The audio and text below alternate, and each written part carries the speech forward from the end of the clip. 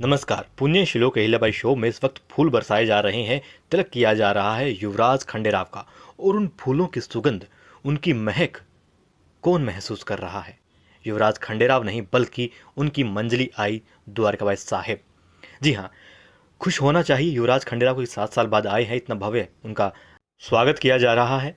मालवा के अंदर, महल के अंदर इतना बड़ा जश्न उनके आने की खुशी में मनाया जा रहा है, मगर वो खुशी उनके चेहरे पर दिखाई नहीं देती। वो रौनक जो तिलक लगने के बाद, जो फूल बरसाए जाने के बाद, आरती होने के बाद युवराज खंडेराव के चेहरे पर होनी चाहिए थी, वो हो रही है, वो दिखाई दे रही है। वो नूर, वो चमक दिखाई दे रही है, वो खुशी दिखाई दे रही है द्वारकाबाई साहेब के चेहरे पर। और देखिए, कमाल की बात यहाँ पर ये, वो कहती है कि उनको वो चीज़ मिल गई है। सीताबाई से कहती है, अपनी बेटी से कहती है, वो कमाल है ना, कभी कभी भगवान वो कर देता है जो आप सदियों से चाहते आ रहे हों, मगर बिना कुछ किए ही वो चीज़ आपकी झोली में आ जाए। कमाल हो गया।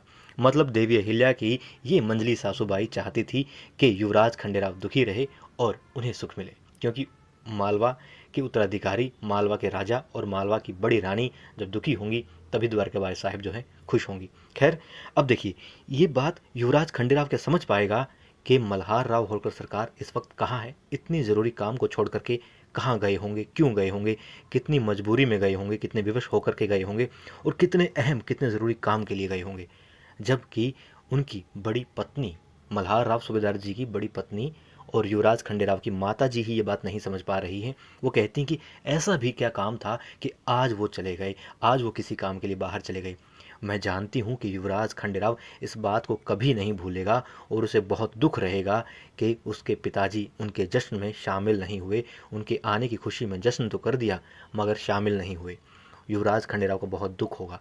और ये बात भी सुन रही हैं द्वारकाबाई साहेब, और खुश भी हो रही हैं। अब देखिए, यहाँ पर मेन बात ये है कि जो बात गौतमाबाई सरकार नहीं समझ पा रही है, क्या उसे युवराज खंडेराव समझ पाएगा? हालांकि मुझे तो लगता है कि समझ जाएगा। वक्त लगेगा, मगर समझ जाएंगे। और जब पता चलेगा कि इतना ज़रूरी काम, यानी कि बेटे के आगमन की खुशी भी उन्होंने छोटी कर दी, क्यों? क्योंकि फ़र्ज उनके लिए बड़ा था, तब युवराज खंडेराव को भी फ़र्ज की अहमियत समझ में आएगी। और मल्हार राव सूबेदार जी के ऊपर क्या बीत रही होगी इस वक्त, और क्या बीतती है जब उन्हें फ़र्ज, न्याय और परिवार में से फ़र्ज को चुनना पड़ता है, वो बात भी युवराज खंडेराव के बहुत जल्द समझ में आ जाएगी। क्योंकि अच्छे शासक के गुण, मतलब परिवार को छोड़ करके बाकी बातों में युवराज खंडेराव भी नेक दिल हैं और समझदार भी हैं।